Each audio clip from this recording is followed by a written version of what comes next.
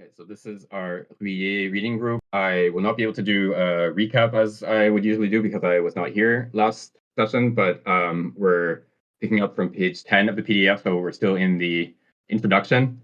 And what he has been going through, I guess, in the first couple bits is sort of like why, what is cybernetics? What is, cybernetics trying to do? And then also why is it interesting? Why should a philosopher look at cybernetics and write about cybernetics and care about like what cybernetics is talking about? And so one of the key concepts that he's going into is the concept of information.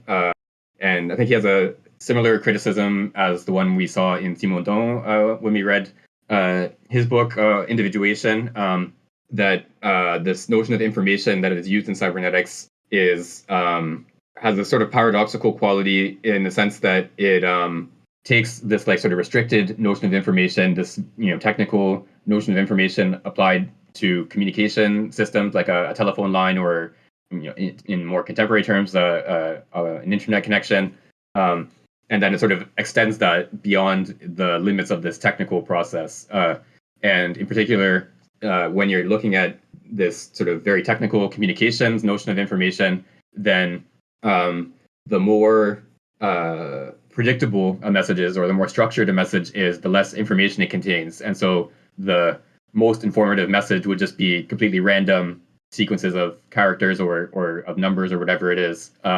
If there's no structure at all, then every single character or every portion of the message is completely independent from the rest, and so you have to transmit the most information to reproduce that message, as opposed to a sentence or something that has like a structure and conveys information in the sort of colloquial sense of the term. This message is much more predictable, and that means you can actually compress and reproduce the message using much less information. And this is sort of a paradoxical consequence that like the most informative message, the message that has the most information, is precisely the one that means nothing, that has no significance.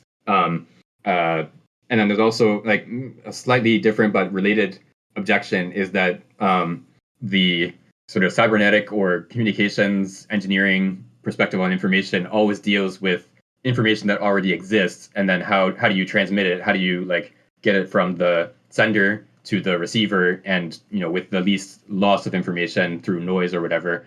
But then the problem of like where does this information come from in the first place is not addressed at all. So you can only, in a transmission of information through some sort of medium, telephone line or a radio wave or whatever, you can only ever lose information or retain exactly the amount that was transmitted from the outset. You can never gain information by transmitting it across a telephone line. But then, so if information in general is sort of governed by this kind of process, then you could only ever lose information, and the like first arising of information is incomprehensible. It certainly seems that there's something missing. Like this sort of communications engineering account of information obviously captures a very important aspect of what is going on, or the nature of information, but it doesn't tell us where information comes from in the first place. And it's incapable of distinguishing between a message that has structure and significance and just a random sequence of characters that is completely meaningless, but that you want to transmit for whatever reason. So yeah, it's not capturing certain important aspects of what we mean by information, and so trying to like extend from this sort of specific technical use of the term information and the concept of information, and say that this is what information as such, or in general, consists in, is kind of an abusive extension of this concept to domains that it is not applicable to. So that's sort of like the I guess overall interest of this concept of information and this project of cybernetics, which is trying to do this kind of extension of understanding living beings and human psychology and social systems and so on, in terms of what sort of information transmission processes are governing the dynamics of these systems. So Ruyer sees this as a very interesting and important theoretical project, but one that is ultimately based on this sort of illegitimate extension of a concept of information that is drawn from this very specific technical domain and sort of treating it as if it is applicable to information in general outside of that specific technical domain. So yeah, I think that's like more or less what is motivating him to look at this domain of cybernetics. Okay, so I think we can jump in from page 10 if someone would like to read from the heading, the theoretical interest. I can read, yeah. Okay, the theoretical interest. Cybernetics has no less theoretical interest. We have scientific understanding when we can create schematic models, when a technology can try to reproduce the phenomena to be known. Physiology and psychology have much to learn from the behavior of automata. The difficulties of production, with which technicians often struggle, attract the attention of theorists and observers on the role and mode of action of the corresponding organs. A technology is often developed by modeling itself on certain physiological functions, broadly perceived, but the situation is reversed rather quickly, and it is the progress of technology that helps to improve our understanding of the physiological functions. Catalysts have helped us understand the role of diastasis. The practice of photography has given us a better understanding of the mechanism of vision. The chemical study of buffer solutions has illuminated many aspects of organic metabolism. Ultrasound techniques have drawn attention to the way bats avoid obstacles through echolocation. There is no doubt that the practice of temporarily stopping the beating of the heart during surgery and replacing it with an automated pump will advance our knowledge of the physiological mechanisms of circulation. It was the circuits of mechanical feedback that attracted the attention of Raphael Lorente Denot and helped him decipher the feedback circuits of nerve connections. It is the diverse oscillations of mechanical feedback that have helped us to disentangle the mechanisms of shaking due to tabes dorsalis on the one hand, and shaking that has a cerebellar origin on the other. It was after seeing the schematic of McCulloch's machine that von Bonin, rightly or wrongly, believed that he could recognize the anatomy of the fourth layer of the visual cortex. The scanning of systems analogous to television provides hope that we will be able to understand the observed link between vision and alpha waves. Even psychiatrists and theorists of neurosis and psychic conflicts probably have something to learn from the study of compound homeostats and their difficult search for equilibrium. This list could be extended indefinitely. Cybernetics is already an indispensable propadeutic for physiology and psychology, and psychological manuals inspired by cybernetics have already been written. Right. So here he's essentially just giving some of the different things that have been learned by means of this sort of machine organism comparison, whether it's like physiological mechanisms like the pumping of the heart, for example, or psychological processes. And he even talked about things like neurosis and psychosis. But so he's sort of motivating, why is cybernetics something that we should be interested in, even if the sort of fundamental theoretical postulates of cybernetics are incorrect, as he's going to argue. So yeah, this comparison, even if a lot of the sort of theoretical perspective is is incorrect, this comparison still sort of allows us to identify important elements of the thing that we're trying to reproduce in a technical device. So like like we were talking before we started recording, that building a robot that can maintain its balance in bipedal locomotion or even quadrupedal locomotion turns out to be extremely complicated. And without before you had tried to build a robot that could do this, it might not have been obvious just how complicated it is, and just how sophisticated the living organisms that are doing this kind of locomotion must be. Like the problem of maintaining balance as you're walking on a variety of surfaces is much more complicated and what we learn from trying to build a robot that does this can then be transferred over to living organisms that do it, and we can say, like, if we know that the robot has to do X to be able to balance, then we should look for whether living organisms are also doing X. So it allows you to sort of focus your research on certain elements of a problem, and even in the identifying in the first place that this is a complicated problem, that we should look into how living organisms are solving this problem. So yeah, this sort of parallel between robots, or machines in general, and living organisms just is like a very important stimulus to research, even if the theoretical postulates of cybernetics are not correct in general. Okay, we can go on to the next bit if someone else would like to read. Yeah, I can read it. The postulates of cybernetics before logic. But it would be as dangerous to believe blindly in the models offered by cybernetics as it would be to disdain them. Mechanical models, or more generally schematic models, can be instructive on condition that they are used without dogmatism, and without presuming that everything in the physiology and psychology of nervous systems can be explained by models of this kind.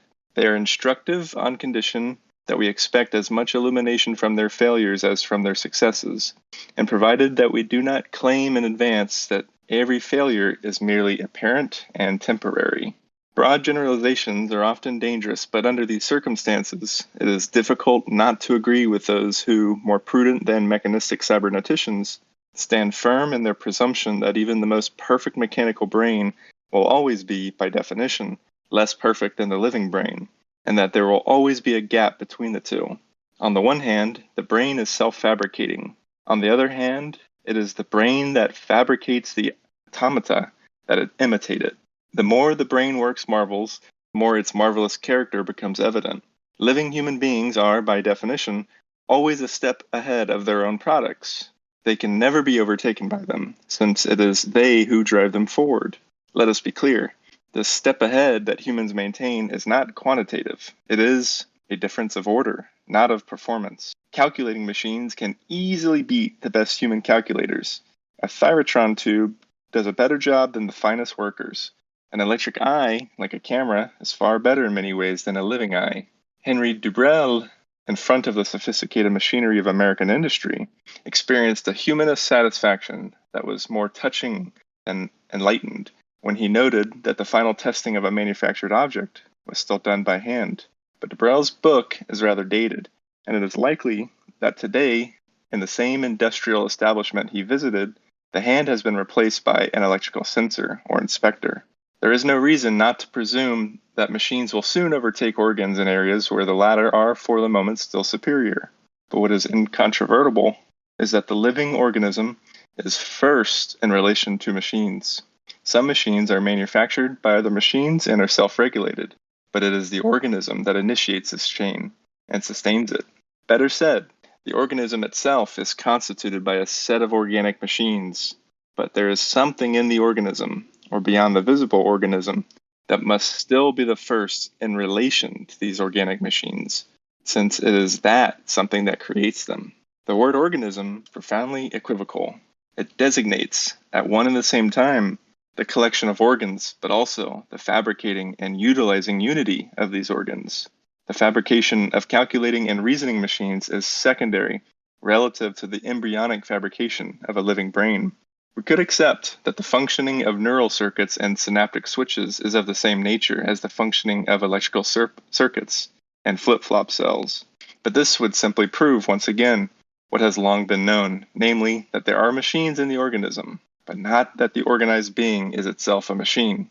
It would prove that the unobservable being that appears as the first human cell is able to build, without a machine, the organic machines that in turn are able to produce automated non-organic machines, which themselves can control non-automated machines.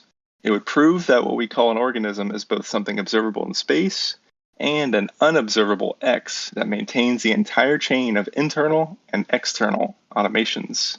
Once the chain has been initiated, we can see that the circuits resemble each other. Self-controlled electrical circuits are very similar to recurrent neural circuits. Photographic devices resemble the eye. The lenses of glasses look like the lenses of eyes. But the first circuit must necessarily be of an entirely different order than the second. Nothing in the initial cell resembles a nervous system or a lens. Here, active information is absolute, even if one considers only space and time. The cell is original in every sense of the word. This broad generalization is impossible to attack, and it has the serious drawback of constricting the mind without enlightening it. It can teach us nothing about the nature of the non-mechanical part of the living organism. It is unassailable as the broad argument against perpetual motion, which gives us no reason to examine the proposed pseudo-solutions. In fact, the fundamentalist faith of cyberneticians in their model is not that different, psychologically speaking, from the faith of those who search for perpetual motion or try to square the circle. It is perhaps momentarily useful because of the enthusiasm it awakens, but it can quickly become harmful. In science, rational rejections are more helpful than excessive enthusiasms. The recognition of the impossibility of perpetual motion was a leap forward, as was the rejection of circle squaring. Blind faith in cybernetic models may be useful to technicians since it can encourage them to try anything and everything. It can still be used in some theoretical domains. For a long time to come, physiologists in particular will benefit from positing that everything is done by assembly and functioning, and from asking technicians to imitate physiological functions in their entirety. But blind faith is today harmful in other scientific domains, such as psychology and embryology. In philosophy, most notably, it distorts our vision and prevents us from seeing clearly paths that might lead to important advances in our conceptions of nature. It is time to seek out postulates and directions of thought that are better suited to psycho-organic reality, since, as we will see, these directions are in perfect accord with the new directions of the physical sciences themselves. Despite its clearly modern spirit, cybernetics borrows almost exclusively from classical physics and not from microphysics. Its spatiotemporal postulates have already been abandoned by contemporary physicists. By making cybernetics less mechanistic, we will not be distancing it from the scientific points of view. On the contrary. Yeah, we can stop here. Thanks. Yeah, this section is longer than some of the previous ones that were like a page long or so. So yeah, this is he's given the sort of motivation of why we should be interested in cybernetics, what value it has in teaching us how living organisms work in comparison with machines. But then now he's sort of getting the other side, which is the limitations of cybernetics that the cyberneticists are not that aware of, or at least not willing to admit. And so this is again this problem. So I was talking at the beginning about this problem of the origin of information. So if you only ever study the transmission of information, which can only ever lose information, then where does the information come from in the first place? And the same sort of question arises in the case of these machines or these sort of structures in living beings that are analogous to machines. So if you only ever look at like the functioning of machines that already exist, then the origin of those machines in the first place is still mysterious. And the sort of one of the like key sort of problems that he points to is embryology. So you have an embryo, a single cell at the outset, which has no nervous system or skeleton or muscles or anything like that. And then over the course of development, it acquires all these structures. It has all these things that, in certain respects, resemble machines. A muscle is similar to a motor pulling a cord, for example. But you can't like explain the creation of a machine, the origin of a machine, in terms of the functioning of machines, or at least you can sort of do a certain number of steps going backwards in terms of one machine creates a second machine, but that only sort of pushes the problem back to the next machine. Like if machine 2 was created by machine 1, then where does machine 1 come from? And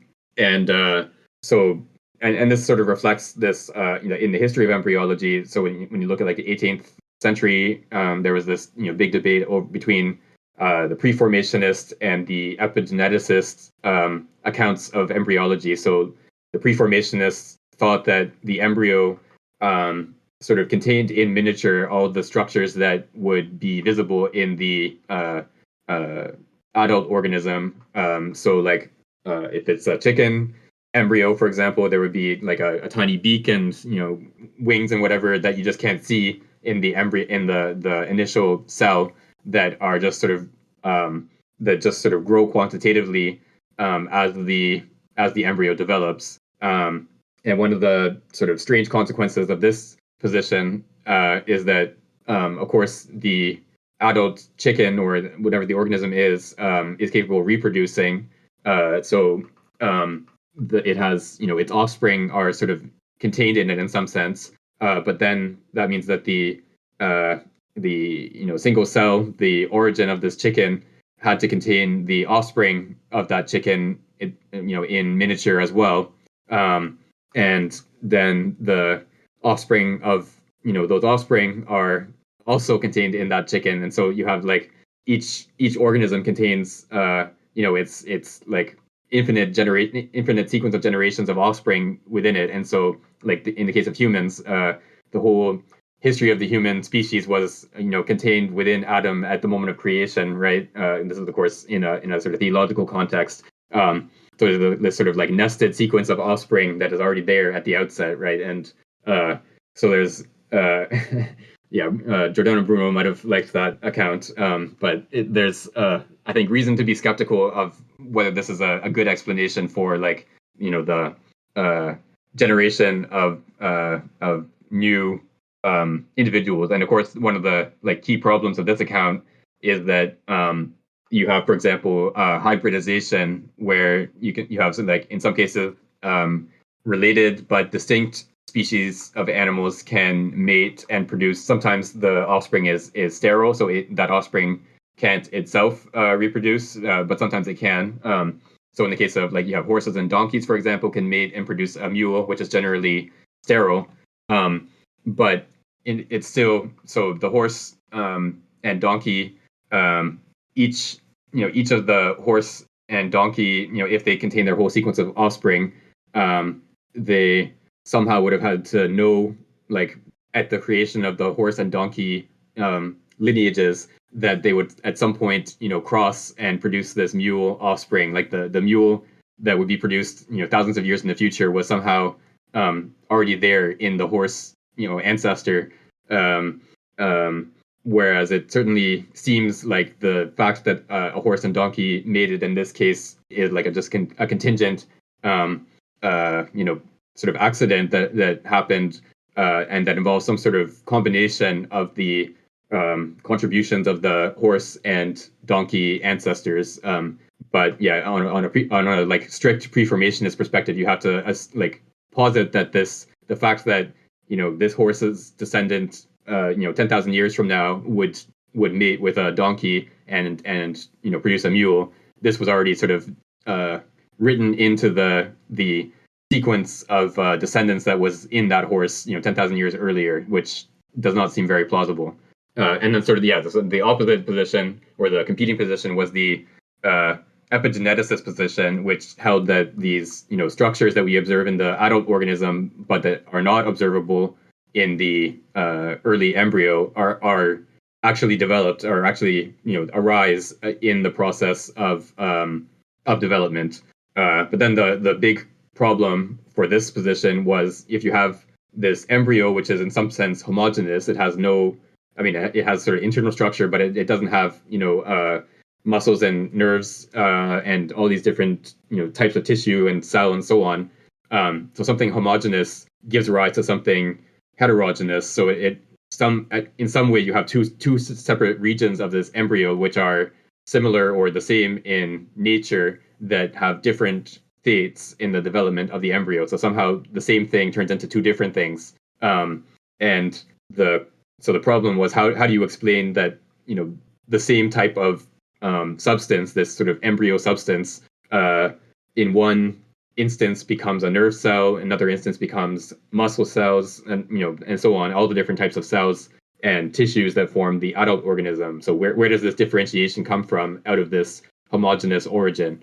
And so yeah, these two opposing positions, each had pretty strong arguments against each other, but neither one was really able to like solve this problem of where does the differentiated adult organism, all the different structures that make up the adult organism, where does that come from? Since the initial cell doesn't have that structure. That's interesting, and I can briefly point out there's a kind of Deleuzian theme here in the sense that it's like the engineer will give a designer a model that's highly generalized, but it even says kind of here, it switches the language when a technician comes in. They kind of, let's say, tune the model for its particular solutions and its circumstance. So your example kind of reminds me of that. How much the environment gives to the process is very important. You can't just have generalized models floating in space. They need to be particularized for the circumstance. I think that's remind me of Hegel's, I don't know, the last on observing nature, technology, beyond. Sorry, my internet is very. Sorry, I'm just going to interrupt here. It's very hard to hear you. Can you, like, I don't know, switch to a different mic or change the location or something? Are you switching your mic or? Okay, I'm not sure if you can. Oh, you want to try again? Hello. Yeah, that's better. Thanks. Could you? I'm new to this book. Could you set the distinction between what is the contradiction between the both sides in terms of cybernetics? Because I'm new in this in this book specific in this subject. So what's the term of contention between both of these two? It's a question. But what's both of them what's I don't know. I don't know. In the scientific community, what's both of these argue for? I don't know. Sorry. Hello. Sorry. Yeah. I think if I were to sort of like condense it into a couple sentences, I think the opposition here is that the cyberneticists or the people who are very enthusiastic about cybernetics think that it's sort of machines all the way down, that every process in a living organism can be understood as a kind of machine, and then those machines themselves arise in terms of other machines and so on, whereas Ruyer is not convinced, and he argues that you can't explain the origin of machines in general in terms of other machines. You have to have something that is not mechanical, that is not a machine, or not even analogous to a machine, that sort of governs the arising of those machines in the first place. It's kind of like similar to the Hegelian idea about spiritual being and how he analyzed his phrenology, and it's kind of like perfectly resemble the how Hegel analyzed the phrenology and the physiognomy of his time, and conclude that it's just a data, right? It's a data that differentiated, but it's at the same time it's differentiated, but the same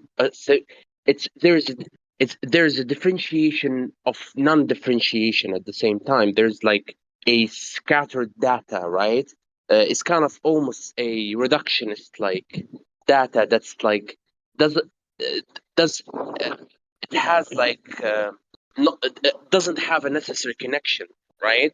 I don't know if can I conceptualize that more adequately, but I don't know, especially the idea of cell that you said about the cell that is the inner in itself, which is the cell, is something we cannot deduce whether it's from nervous system or from nervous cell or muscle cell, right? And that's interesting. Could you expand on that? Could you expand on that?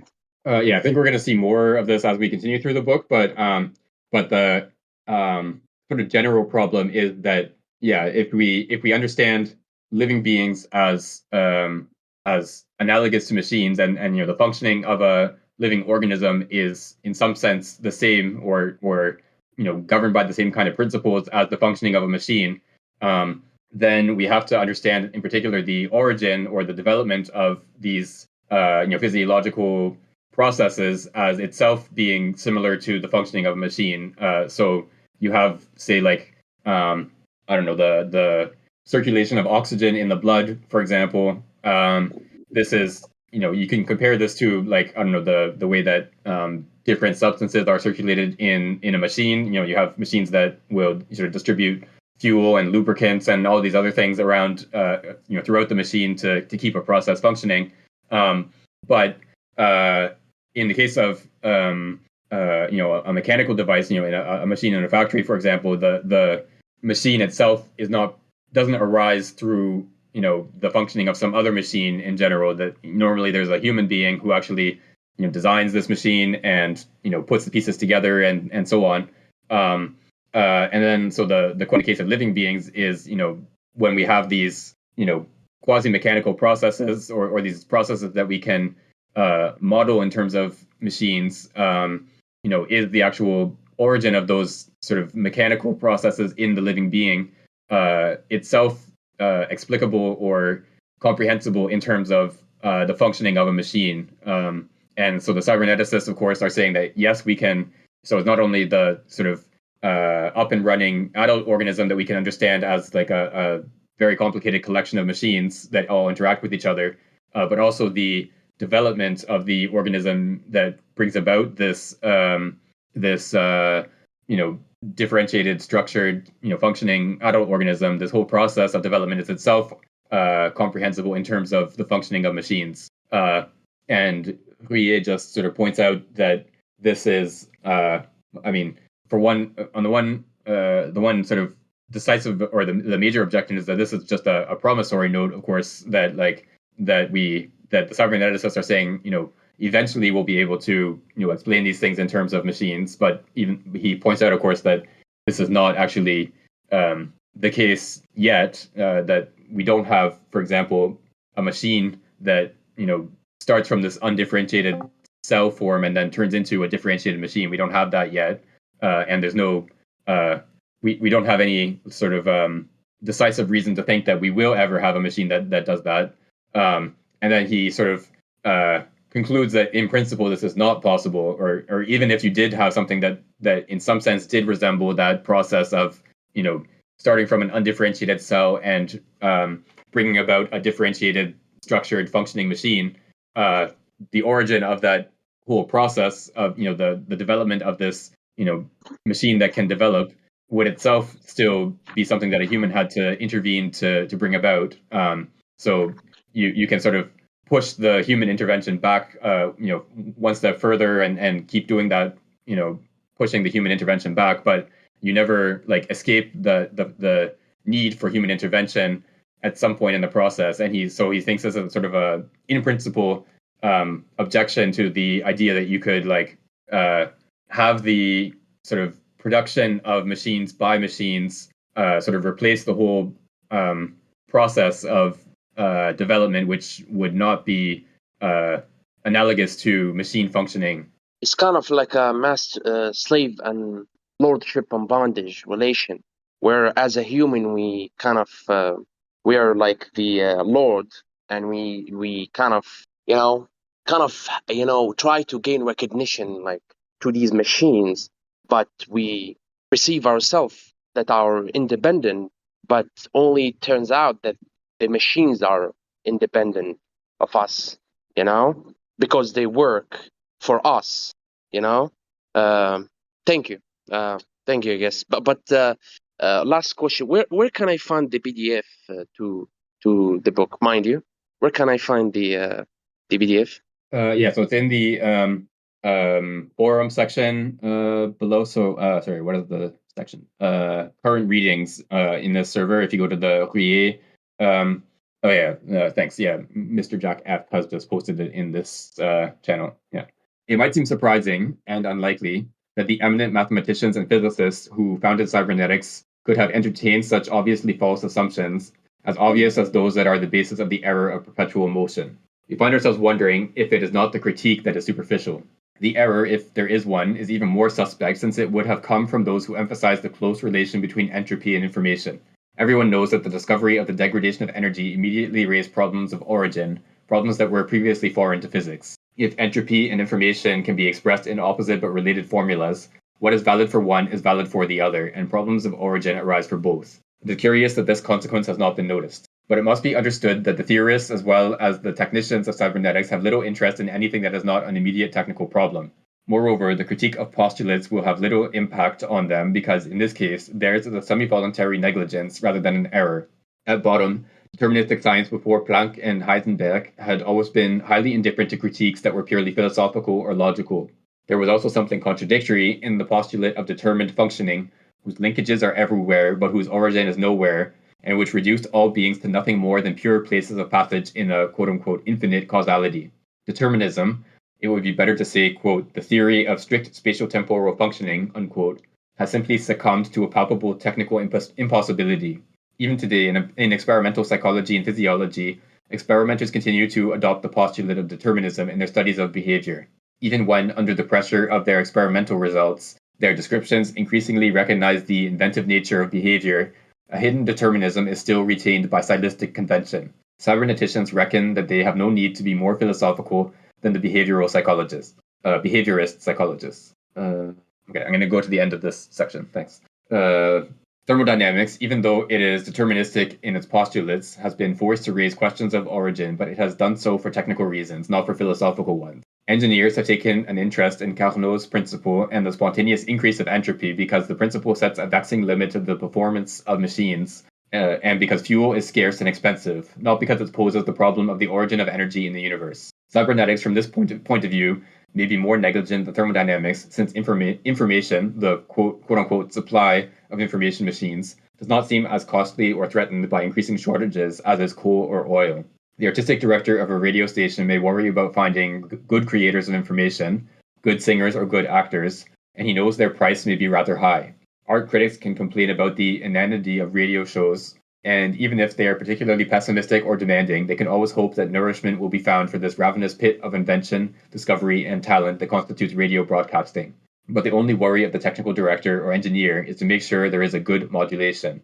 The prospecting or quote-unquote mining of his country's artistic resources is not part of his job, and he is far less worried about the possible depletion of resources than is an engineer specializing in internal combustion engines.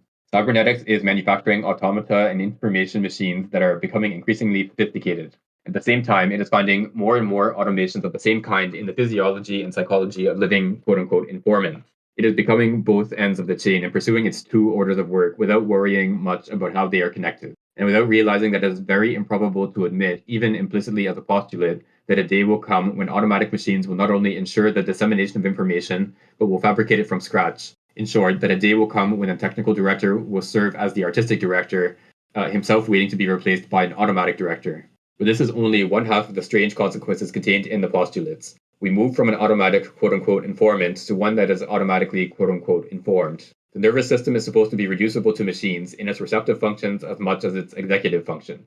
Mechanical listening devices will have the advantage of not getting bored when broadcasts become monotonous and repetitive.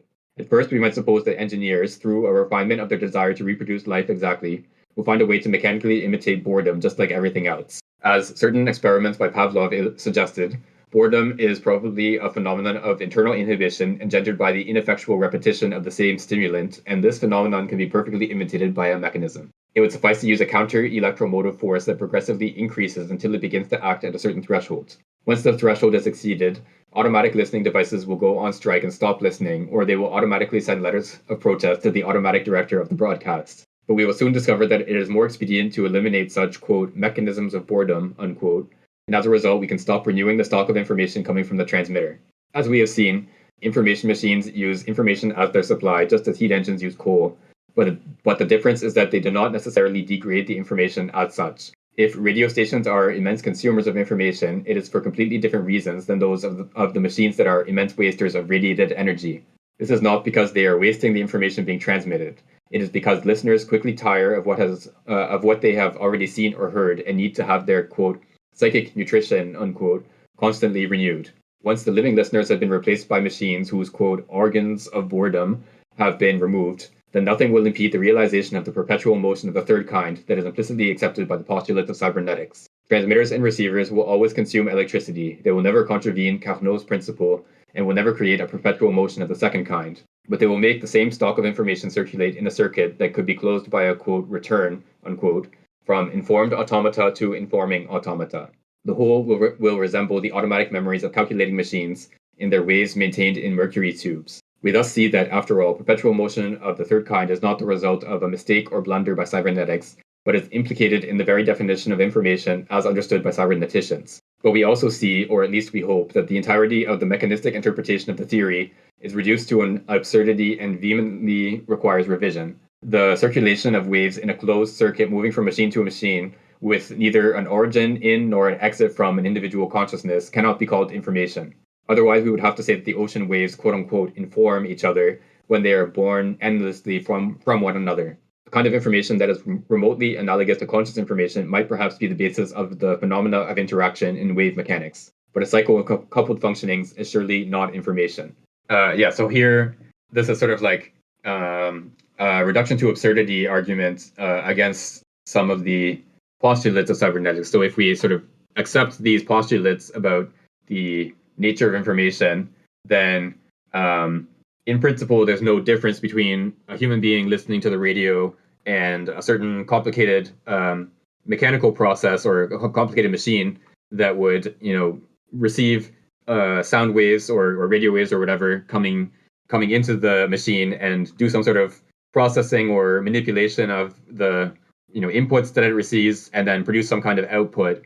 So you could, this is it would be a kind of a useless project, but I think would be within the realm of technical possibility for today's devices. You could take have a microphone that receives input coming out of a radio with a speaker, have it be processed through these like speech processing systems, and have it write a letter to the editor about whether this is a good radio program or a bad radio program. I think this would be completely realizable, though it would be like not very useful. So you could build a device that listens to the radio and complains about the program being boring. You could do this, and in principle, this for a cyberneticist, this is not any different than the human who listens to the radio and decides whether this program is interesting or boring. Of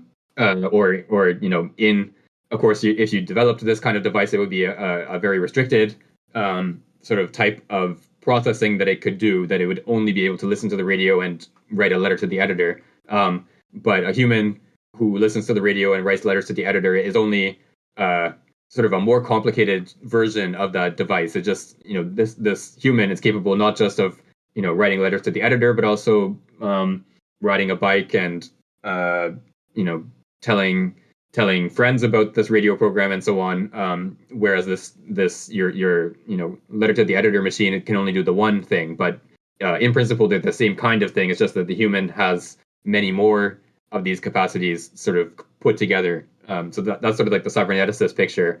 And then so Ruyer argues that if that's the case, if there is no sort of difference in principle between the letter to the editor machine and the human who writes a letter to the editor, then we can sort of remove the human from the equation altogether and just have we can have a radio transmitter that puts out music or talk shows or whatever, and replace the human listeners by these letter to the editor devices that would send feedback. We even use this cybernetic term now to describe this process. That it send feedback to the automatic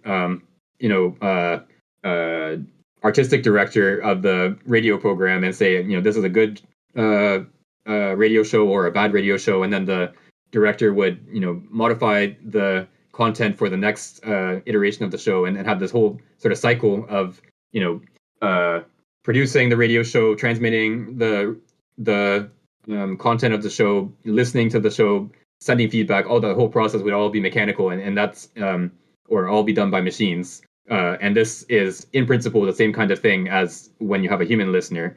And there's something I think absurd about this picture, right? That like what is the whole point of having the like process of producing radio entertainment just be completely mechanized and not have any human involved in the process, it seems completely pointless. And yeah, so bots here, as mentioned, that you have sometimes on Twitter. Of course, Twitter is like infested with chatbots, even though Elon told us that he was going to get rid of them. But and then sometimes you have like one bot will respond to another bot, and then they have like a conversation where like each of the bots are responding to each other. And of course, this is like a completely pointless process because neither bot is actually like sort of cares about what the other bot is saying. They're just posting something that has some sort of statistical connection to the previous post. But in principle, for a cyberneticist, you could just replace Twitter altogether with just different bots posting things in response to each other. And this is like not different in principle than like having humans actually posting things to each other and having conversations and so on. And so this is what he means by this like information perpetual motion machine of the third kind. It would be like this sort of cycling of Twitter or cycling of information. Yeah, so like Twitter with only bots. But yeah, I mean, human posts are not necessarily always of great quality, but you could have like this cycling of information from the transmitter to the receiver, and then feedback from the receiver about the merits of the transmission and so on. This whole process could just continue forever, purely with these machines transmitting information to each other, and no human would need to be involved in the process. And so this sort of vision of like this is how information works. This is how like the human sort of communication is the same kind of thing in principle as this kind of purely machine transmission of information. This is like the model of this like perpetual motion machine where you just have like the same information just being circulated over and over again, and this is in principle the same thing as human communication.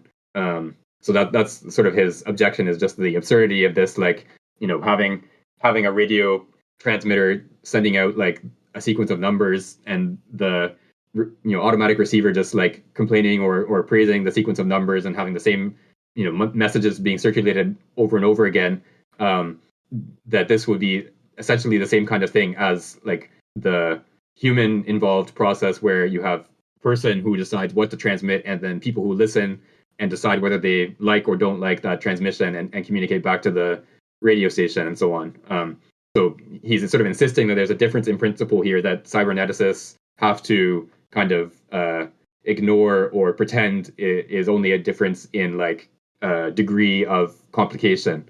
And yeah, so Bas has sort of mentioned some of these things are actually a bit more sort of present as real problems, like in like practical problems today than they were in the time of Ruyer, because of course in his time there was not anything resembling an automatic artistic director that would be able to put together a radio program that people could listen to, whereas today you can on Spotify you can find all these like automatically generated feeds of different music types that you can find music for a workout or music of this genre or whatever, that are generated just through some sort of statistical analysis of what people listen to. And then there's of course like the whole, one of the sort of big problems that has been generated or is like in the process of developing as a result of the sort of ChatGPT emergence and the expansion of these large language models, is that they of course take in all this information from the internet that was produced by humans, but then increasingly the content that is being disseminated online is actually produced by these large language models. And then as you have like continuing development of these systems, they are going to be increasingly taking in information that was produced by other large language models in the first place. And there was a paper in Nature, like I think a couple months ago, that showed that this sort of iterated process of large language models, taking in input from large language models pretty quickly degrades the quality of the output of these models. So like if you don't have this like input of human information in sufficient quantities or sufficient proportions, then the system like degrades very quickly over the course of multiple generations. So there's like, and even like people I think have even sort of complained about just simple things like Google search not being as good anymore as it was maybe 5-10 years ago, in part because of having so many of these like bot generated things. Like if you search for something on Amazon, for example, you find like a million ads that just have like 30 different keywords that they're just trying to get someone, like anyone who searches for any of these things will find their thing, even if that thing is not actually what you're looking for. Um, and a lot of these things are seemingly generated by bots of some kind.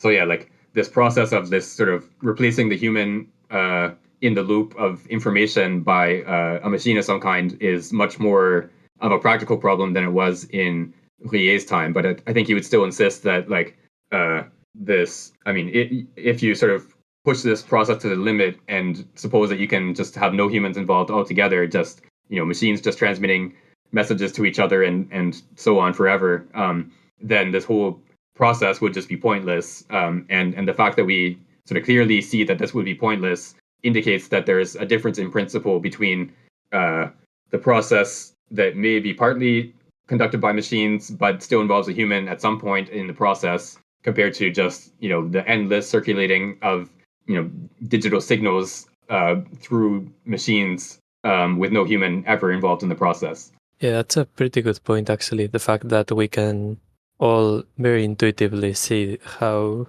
this degradation of information that has been going on since it has been accelerated, I guess, since the wake of more sophisticated AI models and stuff. We can all intuitively see that this is a direct handicap to the, I guess, proper usage or the usage of the internet that we can appreciate it. And that's, as you said, that's actually a pretty good argument in favor of this distinction between the more like cybernetician understanding of information as being something that doesn't involve human beings, and what Ruyer is defending here. Yeah, I mean, of course, the sort of cybernetic. If you're convinced by this cybernetic picture, or in a more sort of modern version of this, like if you're convinced in like an AI conception of what information and intelligence and so on consists in, you could just say this is just an artifact of the imperfections of existing AI systems, and so once we improve the systems, they'll be as good as humans or better at producing good information, good content on the internet that can be sort of reproduced without this sort of degradation effect. But again, so Ruyer just is sort of pointing out that these are always promissory notes that in his time, the cyberneticists were sort of promising that at some point in the future you'll have these like automatic factories and so on, and that to some extent was borne out, and to some extent was not. And then you have like AI people today will be saying in the future we'll have AI that will be good enough that it won't sort of post content that quickly degrades into nonsense. But again, that's something that we don't actually have realized today, that we have to just sort of accept that it will eventually reach that point. But I think even beyond that, so even like I think Ruyer could, in principle, accept that yes, you could say have AI or some sort of machine process that would produce content, with quality comparable or better to human users. So you could have like a social media platform that would replace Twitter with just a bunch of bots posting at each other. But the fact, like we just sort of recognize that this would be a completely pointless enterprise. The fact that all these bots posting at each other have no like understanding of what they're posting, or they don't care about whether this post is good or bad, or nice or mean or whatever. That this whole process of just exchanging packets of digital signals with each other is like a completely pointless enterprise, and just a waste of energy and resources and so on.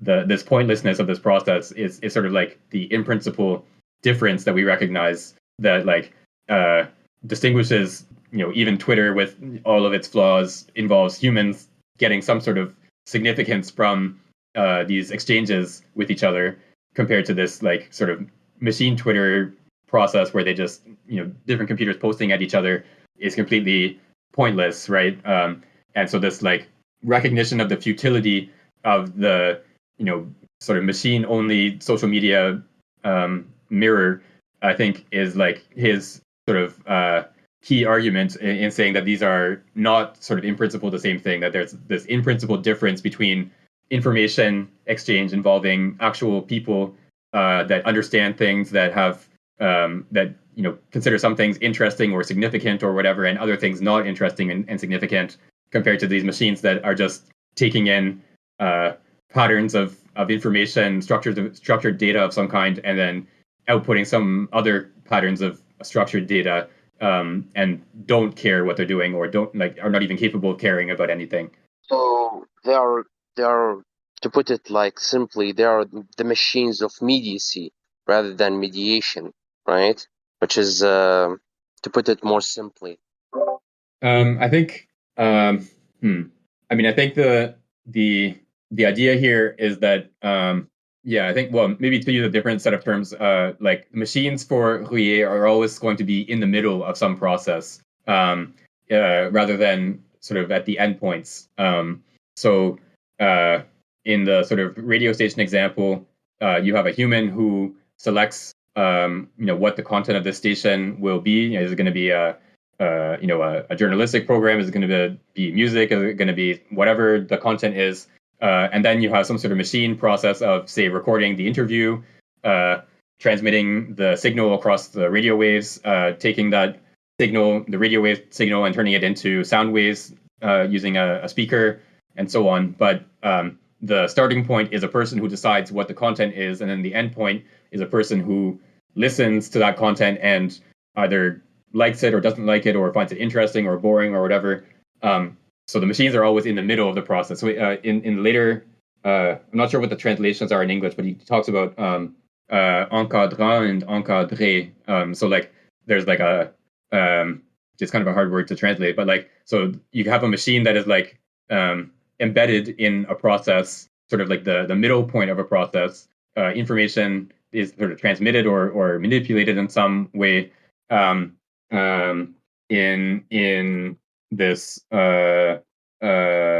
process. But then you also have this sort of cybernetics picture would be that you could have the machine at the outside edges of the process, the beginning and end of the process as well. That you could have a machine selecting the content and a machine listening to the content at both ends of this chain. And this is in principle the same kind of thing, or the same kind of process as in the case of the human, chain with, or a chain with a human at both ends. Yeah, framing versus frame. That's maybe a good translation. So yeah, like in the case of like a picture frame, of course, it's like the outside of the picture. So you have like in the case of this radio transmission process or chain, you have a human sort of frame around the whole machine process of transmission. So a human is deciding what to transmit, and a human is receiving that transmission. And then the sort of cybernetic picture is that you could have the machines forming the frame, where like the machine would select the content to transmit and would also receive the transmission. And in principle, this is for a cyberneticist, this is the same kind of process as in the case where a human is forming the frame. So I think Ruyer is just insisting on the fact that the machine is always framed versus framing, even if you do replace the human artistic director with some sort of Spotify algorithm that selects the content for you. And for whatever reason you decide, I'm going to develop this machine that listens to the Spotify feed or the Spotify stream, and writes a letter to Spotify about how good or bad it is. If you do this, you still are not reproducing something that is in principle the same kind of thing as the human sort of selection and listening process. And all you've done is like embedded that process into a bigger frame that involves humans, because you as the human decided to, or some human decided to developed the algorithm that Spotify uses to generate that stream, and then you as the human decided for some inscrutable reason to develop a Spotify listening and letter to the editor machine. So you just took the chain that originally was a human selecting content and then transmitting through machine processes, and then the human listening to the output. You just took that whole chain, replaced the two ends with machines, and then embedded that in a bigger frame of humans that built the algorithm and built the Spotify listening machine. But you still haven't changed the fact that the two ends of the chain or the frame around the whole chain is a human who actually is understanding something and appreciating it in terms of significance or importance and so on. So you can't really escape the fact that the ends of the chain still have to be human beings, even if you sort of are able to transform what at one point was a human element of the process into a machine element. Okay, so we can go on to the next bit. This is about 2 and a bit pages. So if someone could just read the whole section, the myths of cybernetics up to the end of the chapter. Yeah, I can read. The myths of cybernetics. Journalistic and popular portrayals of cybernetics exhibit a number of mythical themes, almost like a psychoanalytic confession, though they are confused and contradictory.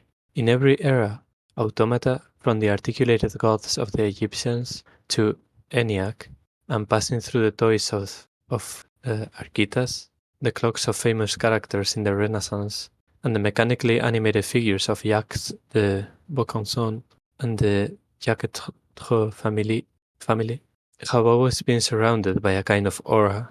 This can be seen in the dark glow of the tales of E.T.A. Hoffmann, Edgar Allan Poe, and Villiers de l'Isle Adam. Automata seem to awaken in people both fear and pride, especially fear. When it is too perfect and able to function on its own, a machine created by a man becomes something foreign and hostile, since it can move towards or against him, and grasp his hand of flesh with a hand of iron.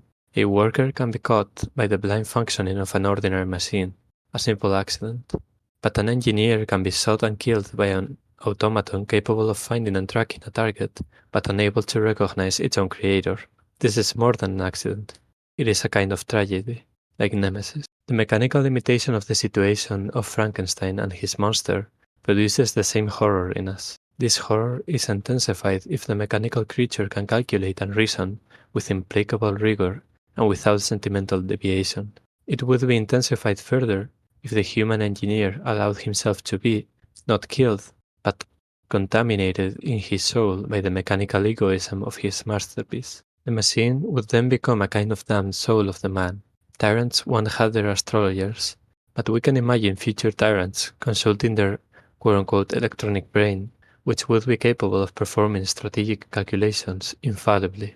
An all-powerful head of state, calculating the risk of a war, fortunately knows that he may be wrong, but if a logistics machine invariably concludes that a war is advantageous, it will be harder for the tyrant to resist the temptation. Mechanical logic will become fatality. Yet pride also. Despite the dangers of the operation, man has often dreamed of becoming a real demiurge, of creating beings that walk on their own and outrun him. Information machines fascinate him so much because they seem to mark a decisive progress towards the old dream of demiurgy. The utopia of the mechanical creature renews the theme of the creation of man by God, but by inverting it. The myth of a new original fall, possibly started by his own creature, though frightening, fascinates and flatters man, because it is he who would play the role of the god who is disobeyed.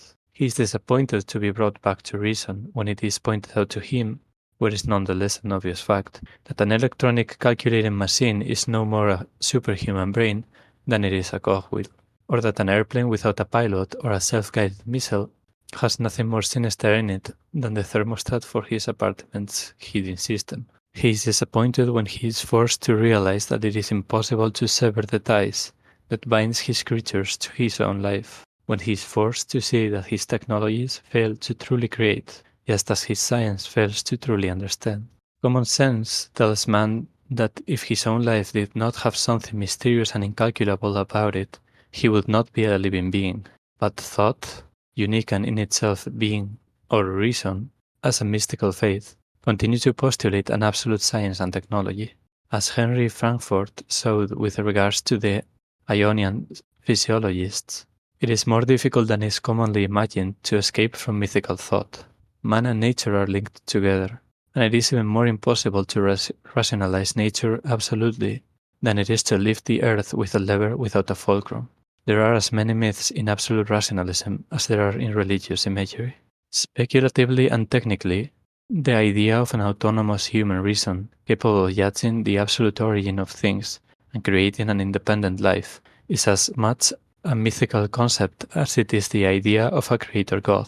It entails the belief in a kind of perpetual motion as the last word on the whole of being.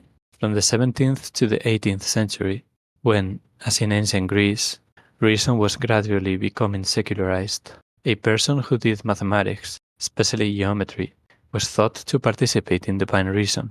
By the 18th century, he was simply participating in natural reason. Today, finally, mathematics is nothing more than a simple conventional coherence. Calculators and information machines seem to represent the final, if extreme, term of this evolution. Aristotle attributed a rational soul to man, above all because he was capable of doing syllogisms and counting. It is true, as Bertrand Russell noted, that the Greek system of numeration was so bad that calculations were a genuine achievement. Today, when logical and arithmetic machines are much faster than the smartest human, it is hard to believe that these machines are immortal or are part of a divine spirit. But the quote-unquote numinous, which is latent in absolute rationalism, is nonetheless subconsciously attributed to them. One might also say that reasoning machines, or machines with finalized mechanical behavior, seem to confirm the philosophical fantasy of a pure human being as a quote-unquote rational being, rather than a quote-unquote rational animal. The word quote-unquote animal here disappears from the classical definition of man. In his science fiction novel Last and First Men, Olaf Stapledon imagines the future of humanity and related species for hundreds of millions of years. One of his themes is the great brains. Using the scientific processes of in vitro fertilization and directed embryonic development, the man of the third kind strives to create giant brains, assisted by a host of auxiliary instruments and freed from any organic apparatus. Gone are the viscera that, in the present form of human beings, do little more than to distract the brain from its intellectual operations with all kinds of impulses and absurd emotions. Open quotes. We must produce an organism which shall be no mere bundle of relics left over from its primitive ancestors and precariously ruled by a glimmer of intelligence. We must produce a man who is nothing but man. End quotes. If it is true that the most perfect characteristic of human nature is to have only adequate ideas, then is not the true man a thinking machine? It matters little if you get there by biological or surgical techniques, starting with a man of flesh, or by fabricating a brain directly and mechanically with electrical circuits. If it is true that, quote-unquote, to be human is essentially and exclusively, quote-unquote, to be reasonable, then the thinking machine is more truly human than pleasure-seeking or passionate person. Yeah, I was gonna say that bit about tyrants consulting their electronic brains. I also thought of some of the recent developments of the war in, I think, in the Middle East and in the current situation in Israel and stuff. That there were at the very least some news stories floating around about AI systems being used to, I guess, decide who is a target or not, and basically to be able to kind of move the responsibility for the decision to throw a bomb here or there into the machine, right? So that was indeed, I agree, that was a bit that was like in a very sinister way, really prophetic. Yeah, these are like all sorts of different surveillance and military applications of AI processes are in use around the world. Of course, you have like these security agencies, the NSA in the US and other ones around the world that basically input the whole like fire hose of the internet, that they just monitor everything. And of course, you have like I don't know, probably millions of terabytes of information per second that are being like transmitted around the world, and there would be like, if you wanted to have humans like monitoring this in like a sort of real time way, you would probably need like as many people to monitor as there are at like producing the content in the first place, if not more. Um, um, and so like the only sort of reasonable way to like handle this quantity of information is to use some sort of automated process to identify. Uh, Obviously, the vast majority of this content is like completely innocuous. It's like cat videos or whatever. Um, but you want to find like where is the bit, the one sort of video out of these trillions of videos that is actually like someone posting a, a credible bomb threat or something like that. So you need to use some sort of automated processing to sift through all this information and identify what is relevant to the tasks that these security agencies are doing. And of course, that also often involves monitoring political opposition to the existing government. Determining where people are posting political messages, and who is listening to those messages or watching those messages and so on. All this kind of stuff is much easier to do now using these automated processes than say in the mid 20th century, where you had to hire many like spies to do this kind of work, and you had to there's always the danger that these spies might not be entirely loyal to you. So these machines that will do this and don't like care what they're doing, they don't like worry about whether monitoring the population is ethical, or whether the population's political dissent is actually legitimate and so on. So this is much easier to do now than it was 50, 60 years ago. Um, so yeah, this bit about this tyrants consulting the electronic brain that he mentions here turned out to be pretty prophetic. Even though of course he was very skeptical about like the sort of promises of the cyberneticists. In this case, he actually, I think, probably went beyond even what a lot of the cyberneticists would have thought was like a sort of likely outcome of their work, and pretty accurately predicted the kinds of uses that these kinds of techniques would be used for. But yeah, I think this passage in general, this section is really good in the sort of like analysis of this mythological element of cybernetics and today in the sort of AI sphere, that we have this, like he mentioned sort of in a very quick sequence, but these like sort of automata from various points of history that, of course, from our perspective now, were very simple, but at the time seemed like this kind of ominous like potential for replacing humans, and also not just for replacing humans, but for sort of turning against their creators in this sort of tragic sense, where it would not just be. So he like presents this contrast between like you can build a furnace or like a blasting furnace for like melting steel or whatever that is potentially dangerous, that you could be injured or killed by the machine you built. But this is sort of not that interesting as a process. It's just an accident. Like you wouldn't write like a novel or a movie script where like the whole sort of premise of the book is that you build a furnace that ends up injuring you. That's not like especially interesting as a story. But the sort of this vision of like these sort of automated machines that are sort of in some sense reproducing human intellectual capacities that would then sort of turn on us or sort of get out of our control. This is of course the subject of at this point probably thousands of stories, and some of them are quite interesting, though others maybe less so.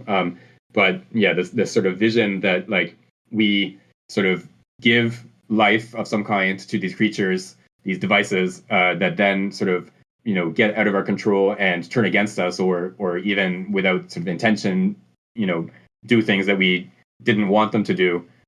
This sort of story has been produced in various forms for hundreds of years, or maybe even back to like ancient Greek times, and it has this sort of tragic nature to it, this sort of like hubris quality that makes it much more interesting than just building some sort of mechanical device that ends up injuring you.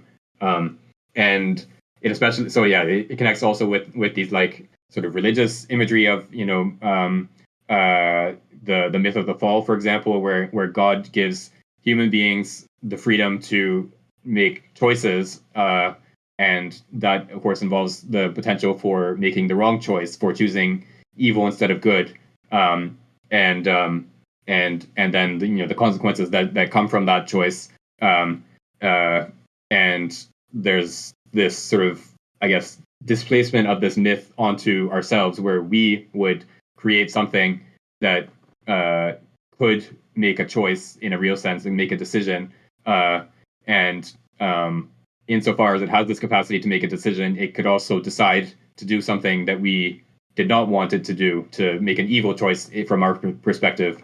So this sort of like myth or religious imagery of creation and the nature of freedom and the problem of evil and so on is all sort of embedded in our sort of understanding of what it would be to create these automatic machines.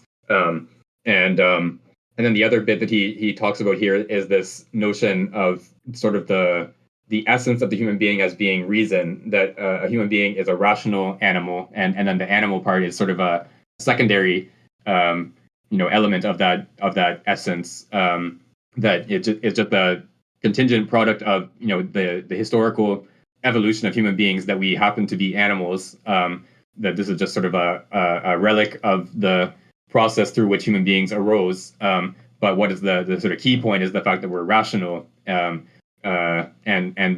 the sort of vision, or this like mythological conception of what this process of producing artificial intelligence would be like, sort of liberating intelligence from this contingent fact of being realized in an animal body, and so the human this artificial intelligence that we produce would actually be in some sense more human than us, because it would be an intelligence that is not sort of limited to what an animal body can realize.